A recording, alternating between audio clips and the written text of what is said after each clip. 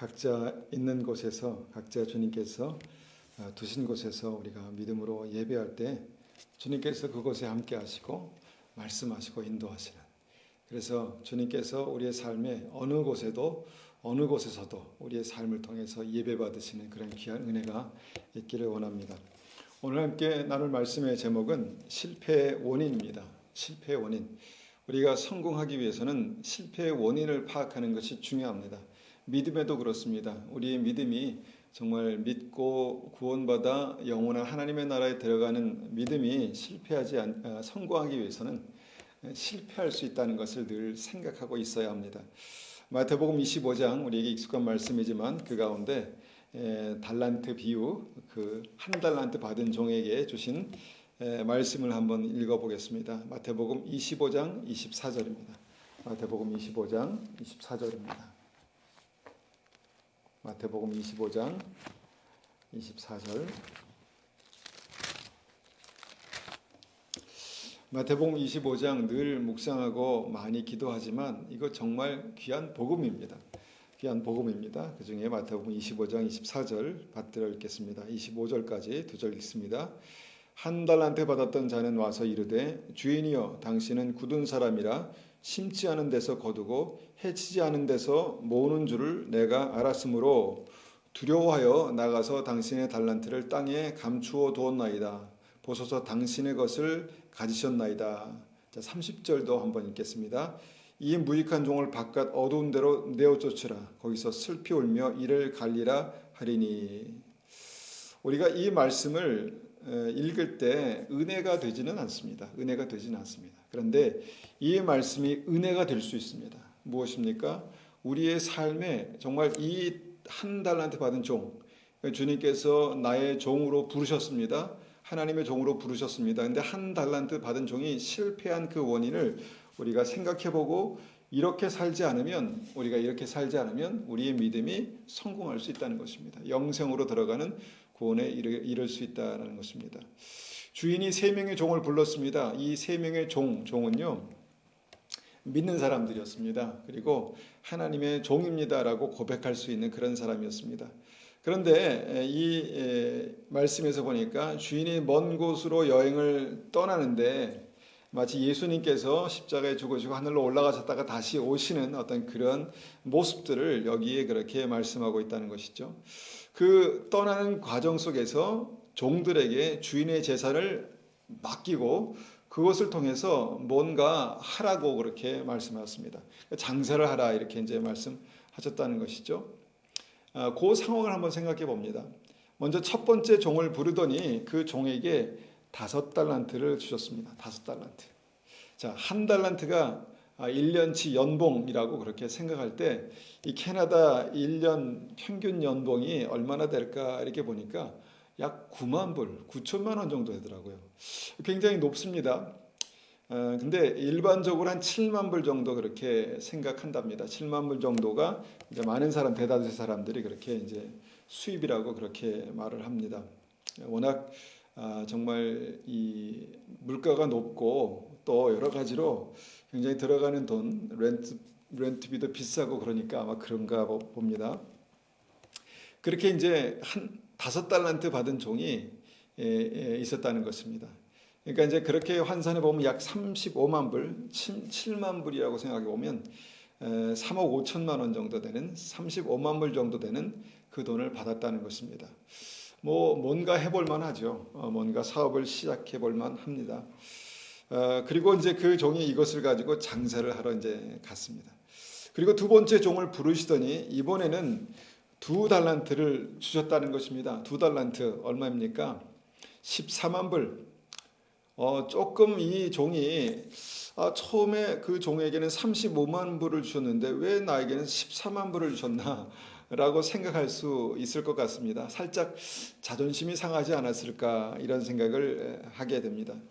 다 주인의 뜻이 있겠지라고 생각한 것 같습니다. 이 종도 그 돈을 가지고 장사하러 그렇게 갑니다. 그리고 이제 마지막 남은 한 종이 이제 다시 주인의 부르심을 따라 이제 불러서 주인 앞에 갑니다. 그런데 이번에 얼마를 줄까? 나에게는 5달란트를 주실까? 2달란트를 주실까? 이렇게 막 생각하고 있는데 뚝 1달란트를 주신 것이 아니겠습니까? 1달란트.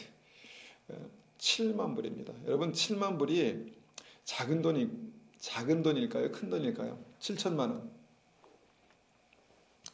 원. 물론 35만 불이나 14만 불에 비하면 큰 돈은 아닙니다. 그런데 아무것도 못하는 그런 작은 돈도 아니라는 것입니다. 이 돈을 그 주인이 이제 1달란트 받은 종, 그 종에게 1달란트로 그렇게 주었다라는 것입니다. 그런데 이 1달란트 받은 종이 이 돈을 받고 어땠을까요? 어땠겠습니까? 내가 만약에 1달란트 받은 종이라면 어땠을까요? 생각해 보니까 무척 마음이 상할 수 있을 것 같았습니다. 마음이 상할 수 있습니다. 마음이 상했다는 것입니다. 이 말씀 보니까 마음이 상했더라고요. 왜 상했을까? 이것을 이제 우리는 상대적 박탈감이다 이렇게 말합니다. 아니면 상대적 빈곤감 내지는 정말 이 상대적 자존감이 확 떨어지는 어떤 그런 어떤 상황이다라는 것을 보게 됩니다. 근데 이 일이 그렇게 있고 나서 오랜 시간이 지났습니다. 그런데 그 오랜 시간이 지나고 주인이 다시 왔을 때에도 그 종의 마음이 어땠을까요? 그 종의 마음은 여전히 상한 마음 상태로 있었다는 것입니다. 그 종의 이 상한 마음을 볼 수 있는 그 말씀이 오늘 본문의 말씀입니다. 뭐라고 말하냐면 종이 주인에게 이렇게 말합니다. 당신은 굳은 사람입니다. 이게 무슨 말입니까? 굳은 사람입니다. 그러니까 당신은 좀 고집도 세고 자기 생각으로만 똘똘 뭉친 그런 사람입니다. 뭐 이런 의미입니다. 여러분 이 말이 종이 주인에게 할 수 있는 말인가라는 생각을 하게 되죠. 무슨 말씀이냐면 마음이 무척 상하고 그 상한 상태로 오랫동안 그렇게 살았다는 것입니다. 한마디 더 덧붙이죠. 당신은 심지 않은 데서 거두려 하는 사람입니다. 무슨 말씀이죠? 당신은 욕심이 지나칩니다. 투자도 하지 않고 뭔가를 찾으려고 하는 그런 사람입니다. 그러니까 종이 주인에게 하는 말치고는 굉장히 심합니다. 그 마음이 무척 상했고 그 상한 채로 오랜 시간 그렇게 흘렀다는 것입니다. 아마도 이 상황에서 여러 가지 복잡한 생각이 들 것 같습니다. 도대체 주인은 나를 뭘로 생각하는 거야? 나를 뭘로 생각하는 거야? 그런데 그 생각을 읽었는지 주인이 이제 1달란트 받은 종, 5달란트 받은 종에게도 말씀하셨는데 25장 15절 우리가 읽지 않았지만 보니까 능력에 따라 주인이 주신 거랍니다. 능력에 따라서. 그러니까 주인이 보시기에 너무 많은 돈이 불필요하고 이것이 오히려 문제가 될 수 있겠다 생각해서 1달란트 받은 종에게는 1달란트만 그렇게 주신 것입니다. 그런데 입장을 바꿔 생각해 보면 이 포인트가요, 1달란트 받은 종을 더 열받게 했다는 것입니다. 무슨 말인가요? 너는 능력이 1달란트밖에 안 되는 종이야 라는 그런 말로 들릴 수 있겠다는 것입니다. 너는 능력이 1달란트밖에 안 되니까 1달란트를 준 거야 이렇게 말씀하셨다는 것입니다. 우리가 이것을 우리의 삶의 현실로 가져와서 어떤 사람의 연봉은 35만 불인데 내 연봉은 7만 불밖에 안 된다 이렇게 한번 생각해 보십시오. 상대적인 박탈감이 얼마나 심하겠습니까? 7만 불이면 그냥 겸손하게 살 수 있습니다. 근데 상대적 박탈감, 상대적 빈곤감, 상대적 자괴감, 열등감 이런 것들이 이 종에게 생겼다는 것입니다. 그러니까 7만 불짜리가 연봉 35만 불짜리 인생을 보니까 심한 열등감이 생기고 이것이 오히려 주인을 바라볼 때 상처가 되었다라는 것이죠. 그런데 그렇게 평가한 주인에 대해서 이 상한 마음, 이 열등감, 뭔가 이런 어떤 그 감정들이 이게 치유가 되지 않았습니다. 치유가 되지 않았습니다. 분해서 도저히 잠을 이룰 수 없을 것 같았다라는 생각도 합니다. 그러니까 어떻게 결정했냐면 이 돈을 받고요. 에이 더러워서 안 한다. 내가 더러워서 안 한다. 이렇게 됐다는 것이죠. 그러니까 종의 상황과 그 마음 충분히 이해는 갑니다. 그런데 뭐 이해는 가지만 주님께서 말씀하신 이 설교의 핵심이 뭡니까? 심각한 대목이 뭡니까? 이 상태의 믿음으로 천국에 들어가지 못했다는 것입니다. 이 종은 이런 생각을 가지고 천국에 들어가지 못했다는 것입니다. 그러니까 종으로 부르심을 받았지만, 하나님의 종으로 부르심을 받았지만 그런 생각에 사로잡혀서 살아갈 때에 악하고 게으르다라고 그렇게 판결하셨다는 것입니다. 그리고 바깥 어두운 데 던져버려라.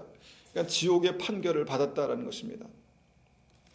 여러분, 이 말씀이 어떤 말씀인지 우리가 자주 이야기하지만 이 말씀은요, 예수님께서 그 잡히시기 이틀 전에, 그러니까 잡히셔서 십자가에 달리신 어떤 그 사건이 있기 이틀 전에 제자들에게 하신 마지막 설교입니다. 굉장히 중요한 설교입니다. 마지막 설교, 중요한 설교에 구원받는 믿음에 대해서 그 핵심이 무엇인가에 대해 좀 더 자세하게, 디테일하게 중요한 핵심을 콕 집어서 말씀해 주신 그런 설교라는 것입니다. 그러니까 천국 가는 믿음은 예수를 만나고 예수를 영접하는 그런 믿음으로 시작하지만 결국 믿음이 뭡니까? 그 믿음을 가지고 살아가는 것이 믿음이고, 그 믿음을 가지고 뭔가 정말 이 생산적인 어떤 삶이 되는 것이 믿음이다라는 것입니다. 그런데 그것이 정말 최종적으로 천국에 들어가고 아니면 지옥에 떨어지는 어떤 그런 믿음으로 결판난다라는 것입니다. 마태복음 25장에 말씀하신 세 가지 예가 다 그렇죠. 그래서 이 말씀은 그냥 누가 능력이 많은가, 누가 많은 달란트를 받았는가 그런 단순한 얘기가 아니라는 것입니다. 천국에 들어가는 믿음의 실제에 관해서 제자들에게 주신 복음입니다. 천국에 들어가는 실제에 대해서 제자들에게 주신 복음이라는 것입니다. 우리도 각자 받은 것들이 다 있습니다. 각자의 능력이 다르고요. 건강도 다르고 체력도 다르고 상황도 다르고 집안도 다르고 가정 환경도 다른 곳에서 그렇게 자랐습니다. 그런데 그것을 내가 결정한 것이 아닙니다. 내가 원하는 대로가 아니라 하나님께서 우리의 삶에 허락하신 것입니다. 다 다르게 허락하셨다는 것입니다. 그런데 누구는 많이 받고 누구는 적게 받고 이것이 문제라는 것이죠. 근데 우리가 우리의 삶에 그렇게 적용해 보면 이런 똑같은 상황이 우리에게도 나타날 것이다 라는 것을 제자들에게, 믿는 사람들에게 말씀하셨다는 것입니다. 그러니까 이 말씀에서 우리가 다시 한번 주목하게 되는 이유가 이것입니다. 악하고 게으른 종, 이 지옥 가는 이유가 되는 악하고 게으른 이것이 무엇인가라는 것이죠. 뭐 이 종이 사람을 죽였습니까? 남의 것을 훔쳤습니까? 그냥 주인이 주셔서 기분 나빠서 아무것도 하지 않았다는 것입니다. 그런데 악하고 게으르다 말씀하십니다. 게으르다는 것은 이해가 갑니다. 게을러서 아무것도 하지 않았다. 그런데 게을러서 어떻게 됩니까? 악했다는 것입니다. 문제는 그렇게 된 원인에, 게으르게 된 원인에, 아무것도 하지 않은 원인에 악한 마음이, 악한 죄가 존재한다는 것이죠. 무엇입니까? 그것이 바로 지옥 가는 이유고요.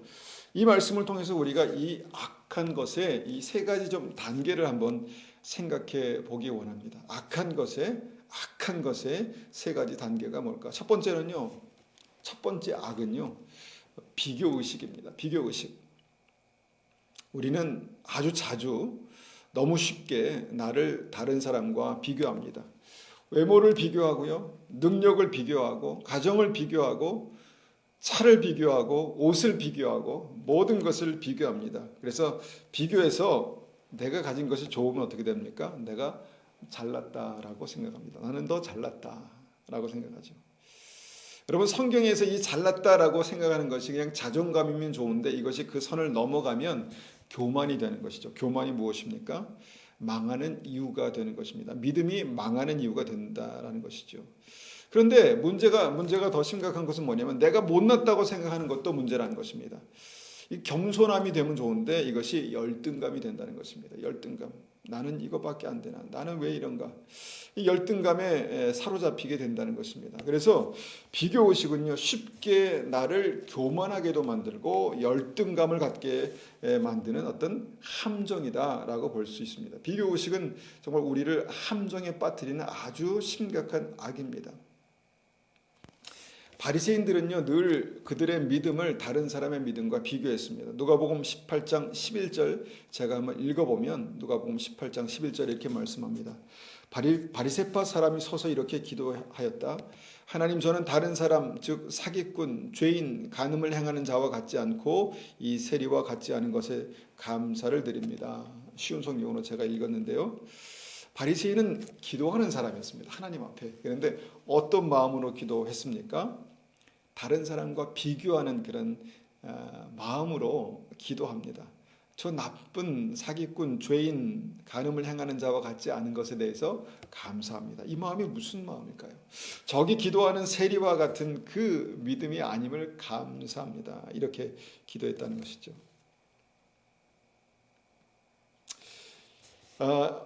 이 바리새인들은요, 그런 종교적인 우월감이 있었습니다. 종교적인 우월감,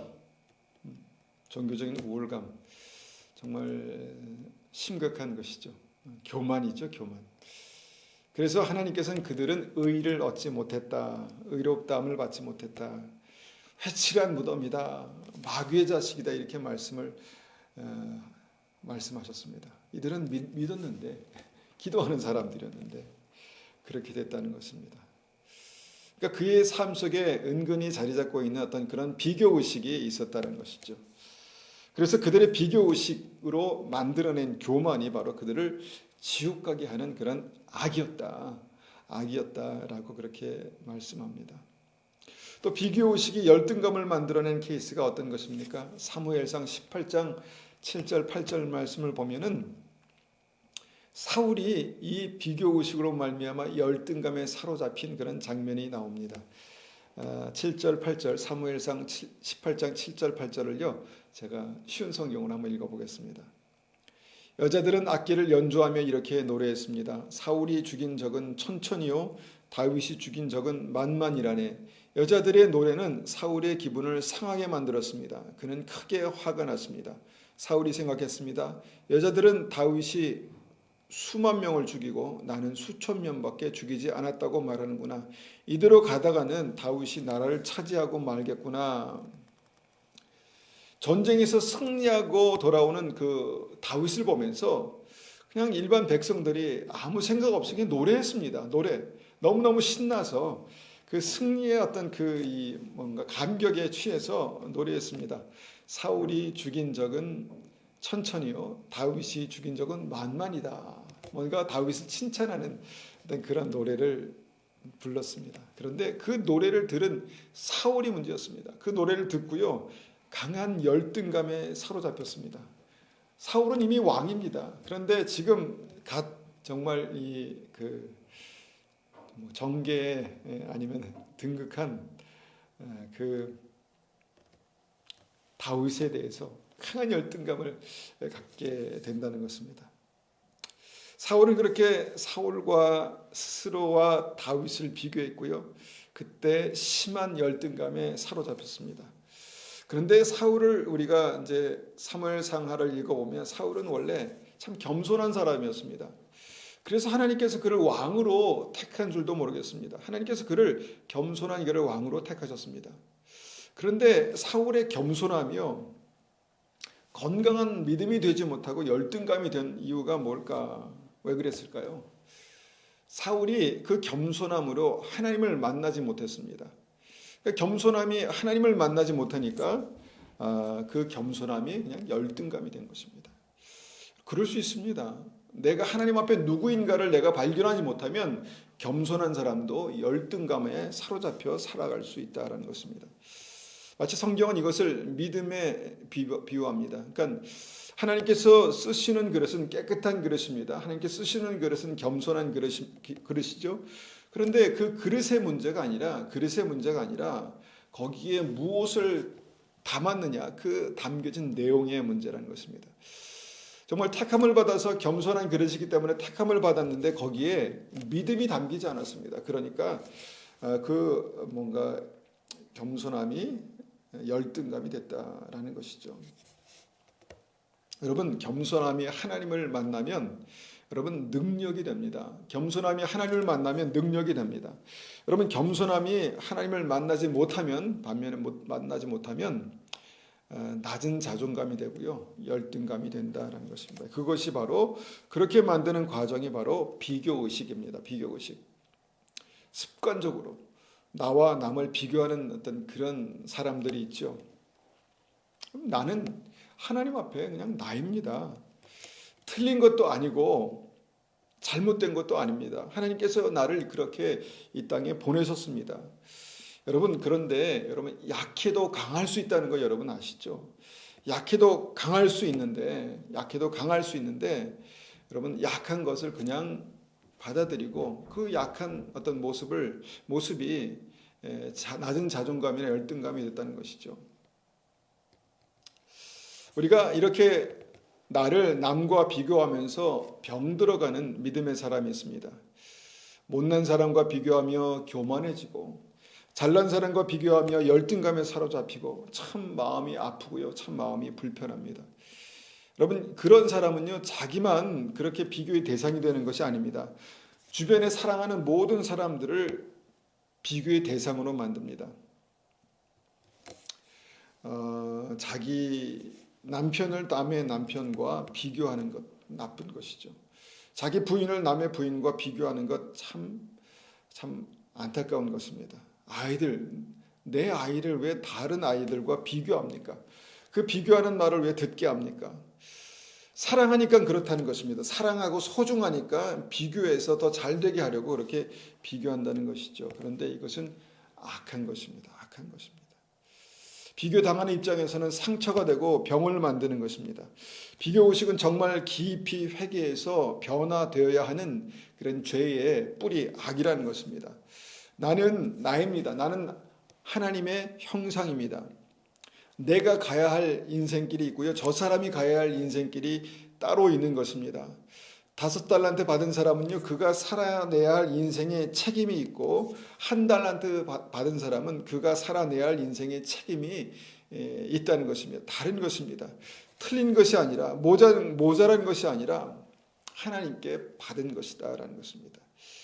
하나님께서 우리에게 주신 것은 모두 소중합니다. 모두 소중합니다.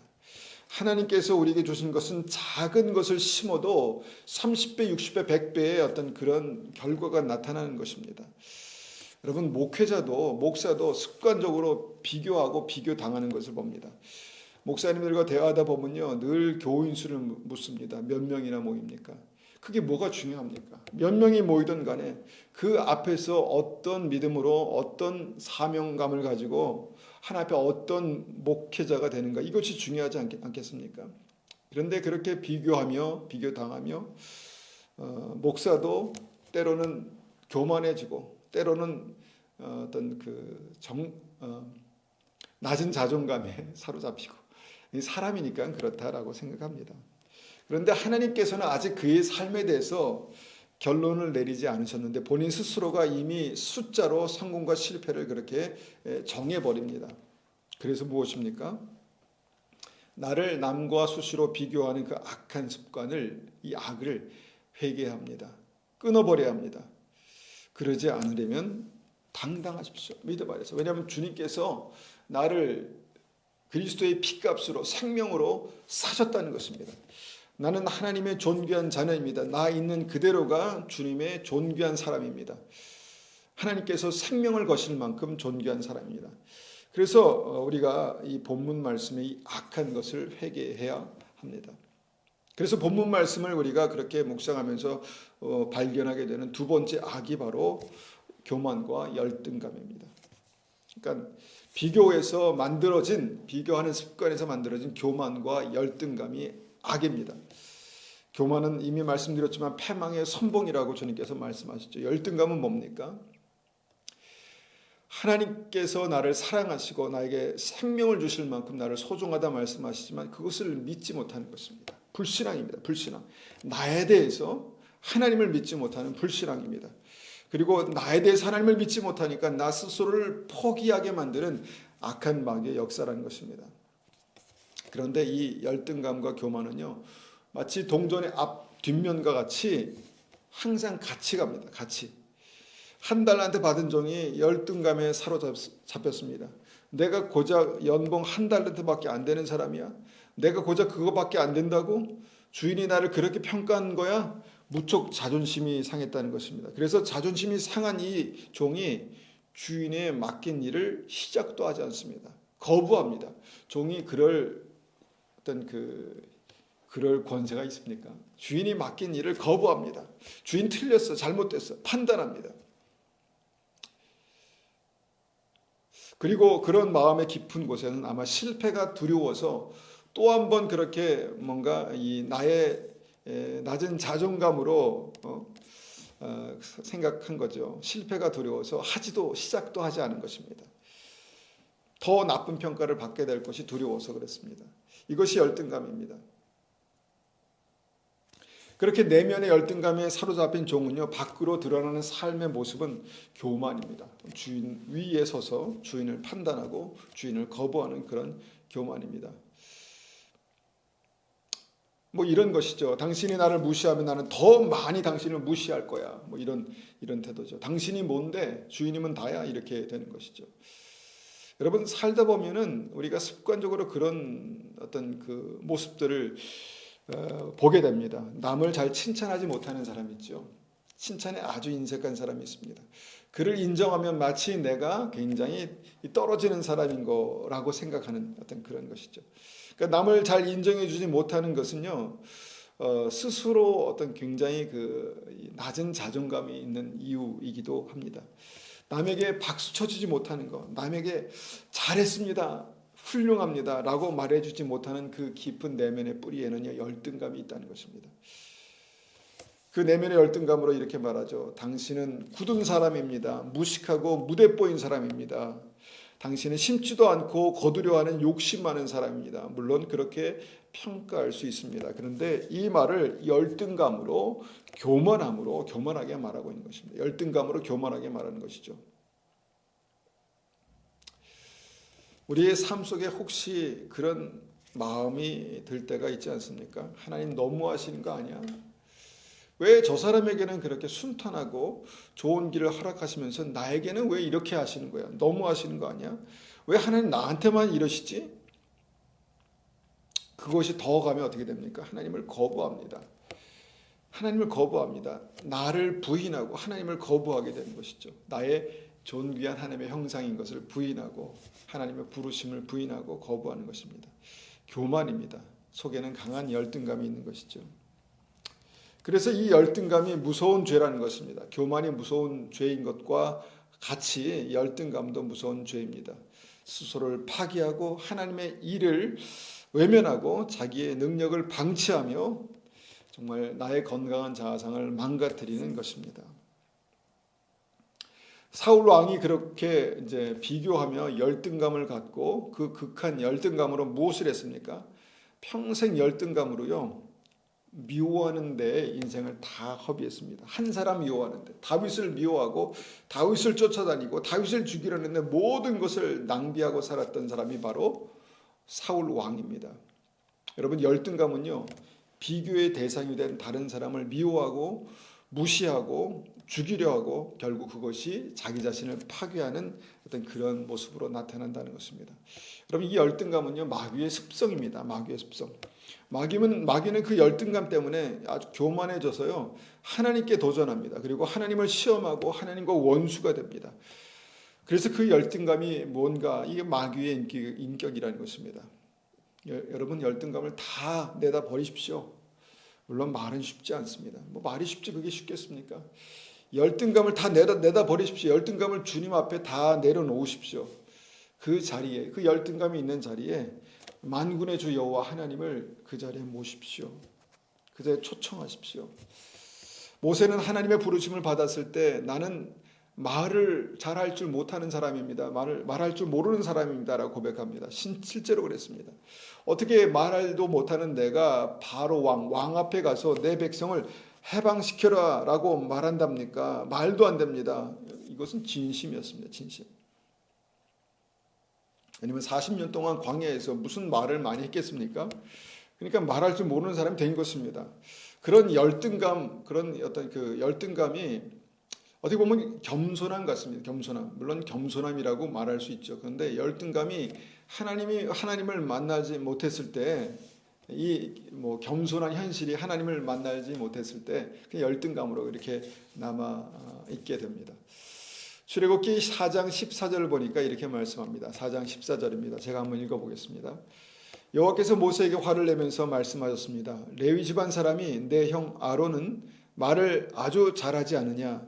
아론이 너를 만나기 위해 오고 있는 중인데 아론은 너를 만나면 기뻐할 것이다. 하나님께서 아론을 말씀하셨습니다. 그러니까 아론은 말을 잘한다. 그러니까 내가 아론을 내게 붙이겠다. 그러니까 모세가 하도 열등감 때문에 못하겠다라고 그러니까 하나님께서 아론이 있지 아니하냐. 그리고 나중에는 하나님께서 화를 내셨습니다. 너 자꾸 못한다 안 한다 그러면 정말 여러분 하나님 화나십니다. 화내십니다. 하나님께서 우리에게 말씀하실 것입니다. 내가 하는 게 아니야. 내가 너를 통해 내가 하는 거야. 내가 너를 위해서 다 준비했다. 내가 하는 게 아니라 내가 한다. 너는 그냥 순종해서 가면 돼 라고 말씀하는 것입니다. 그래서 우리가 이 자리에 있는 것입니다. 근데 억지로라도 그렇게 모세가 하나님께 순종합니다. 그런데 그때 능력이 나타납니다. 하나님의 권세가 나타나고 모세는 열등감에 사로잡힌 자였는데 그것이 겸손함이 되고 하나님의 능력과 하나님의 영광을 나타내는 하나님의 도구가 되었다는 것이죠. 바로왕 앞에 10번이나 당당하게 서서 선포하죠. 하나님께서 내 백성을 자유케 하라 명하셨다라고 그렇게 말하죠. 결국 이 열등감은요, 하나님만 치유하실 수 있습니다. 하나님의 열등감을 하나님의 능력으로 바꾸시는 분이십니다. 주님은 열등감에 사로잡힌 나에게도 말씀하십니다. 너는 나의 생명의 대가야. 너는 나의 생명만큼 소중한 존재야. 이것이 십자가 사랑 아니겠습니까? 여러분, 나의 존재 자체가 하나님의 기쁨입니다. 내가 잘났던 못났던 내 존재 자체가 하나님의 기쁨입니다. 여러분 믿으십니까? 온 우주를 창조하시고 운행하시는 전능하신 하나님께서 그분의 생명만큼 소중하다라고 말씀하신 메시지가 바로 복음, 십자가의 복음입니다. 여러분, 그런 사랑을 받은 존재가 바로 나라는 것입니다. 여러분, 한 아이가 가정에 태어나면 그 아이가 그 가정에 얼마나 큰 기쁨이 되는지 여러분 아시죠? 물론 직접 경험하신 분도 많으시겠지만 그렇지 않은 분도 계시리라 믿습니다. 여러분, 아이는 가정의 기쁨입니다. 그가 잘났던 못났던 부모의 눈에는 소중하고 아름답고 정말 보배로운 생명이죠. 우리가 그렇다는 것입니다. 우리는 하나님의 자녀고 하나님의 기쁨입니다. 우리의 존재 자체가 하나님의 기쁨이 된다는 것을 꼭 잊지 마시기 바랍니다. 그 열등감이 믿음 안에서 치유되지 않으면 교만하여서 자기 자신을 죽이고 다른 사람을 죽이는 어떤 그런 살인이 됩니다. 그래서 이 열등감 회개해야 합니다. 이것이 악입니다. 그냥 부족해서 생기는 감정이 아니라 이것은 악한 것입니다.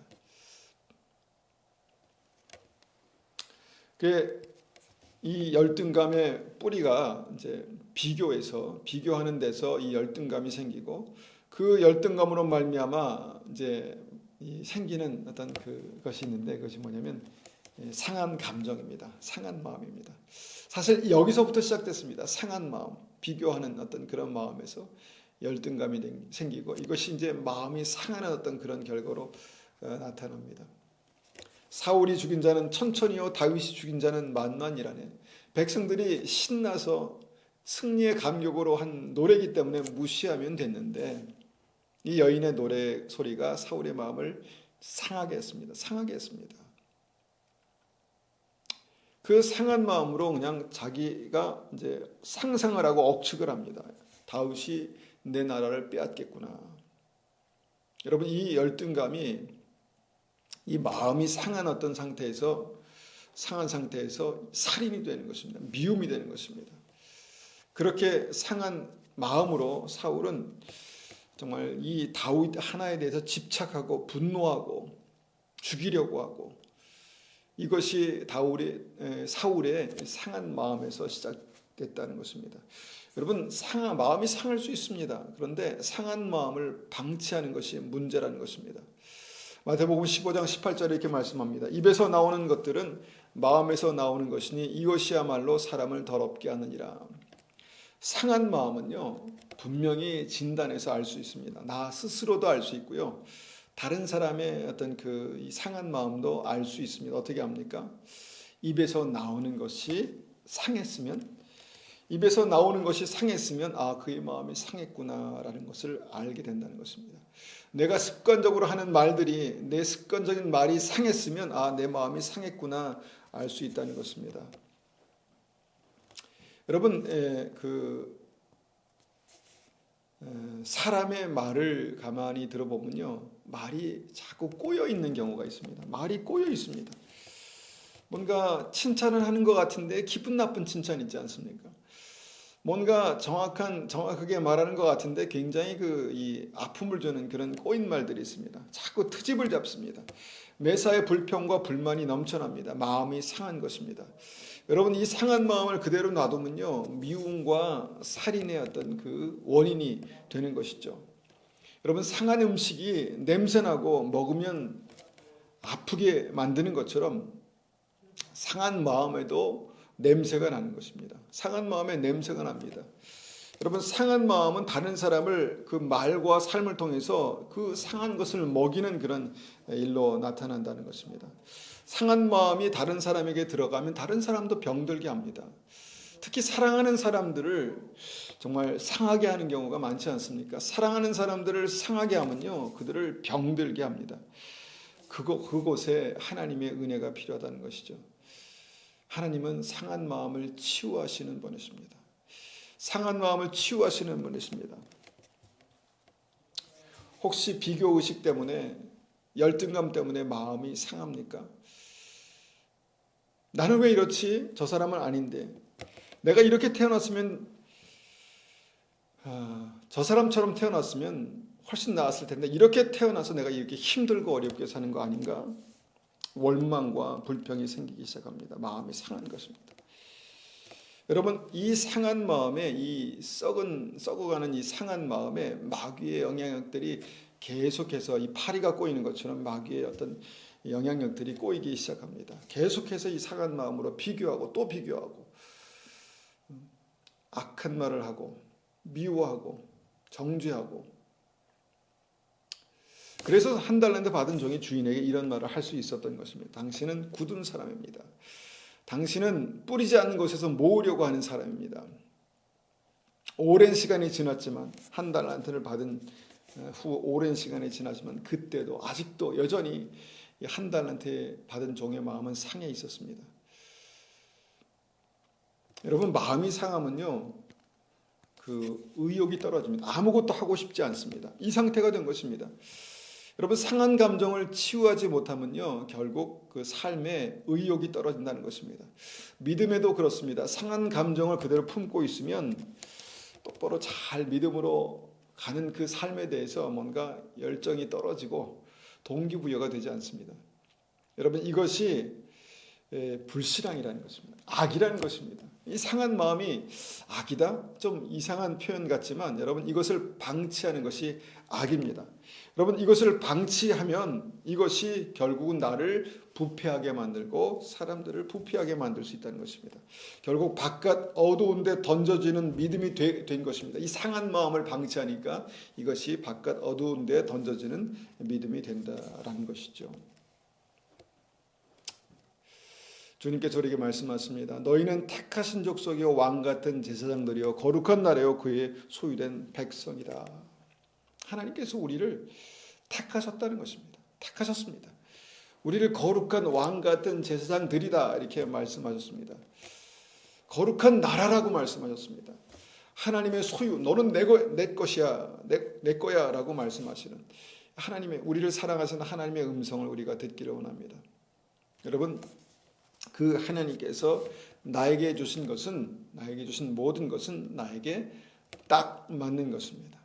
나에게 딱 맞는 것입니다. 우리가 인정하기 쉽지 않지만 나에게 딱 맞는 것입니다. 여러분, 이 땅의 삶이 전부라면 불공평합니다 이렇게 말할 것입니다. 그런데 이 땅의 삶을 통해서 영원한 하나님의 나라에 들어갈 수 있는 이 기회와 책임이 똑같이 주어졌다는 것입니다. 그래서 믿음은 하나님께서 허락하신 나의 모든 것에 대해서 자족함으로 시작하는 것입니다. 주님 말씀하십니다.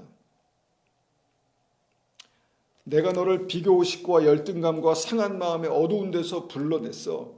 그리고 너를 하나님의 생명으로 충만한 빛으로 들어가게 할 거야 라고 말씀하십니다. 이 빛으로 충만한 곳이 바로 하나님의 나라입니다. 천국입니다. 나에게 주신 달란트는요, 천국, 정말 이 기이한 빛에 들어가게 하시는 믿음의 씨앗입니다. 그 믿음으로 하나님의 영광스러운 빛에 들어가시기를 힘쓰고 하나님의 영광을 나타내시는 천국 가는 그런 인생이 되시기를 믿음으로 축원합니다. 이 시간에 우리가 이 말씀을 가지고 한번 같이 기도하겠습니다. 하나님, 나에게 주신 모든 것이 주님 하나님의 은혜입니다. 이것이 작든 크든 하나님, 비교할 때마다 우리의 마음 가운데 어떨 때는 교만으로, 어떨 때는 정말 자괴감으로, 열등감으로 작용하지 않게 도와주시고 우리의 삶이 주님의 은혜입니다라고 고백할 수 있는 믿음이 되게 도와주십시오. 그렇게 한번 같이 기도하겠습니다.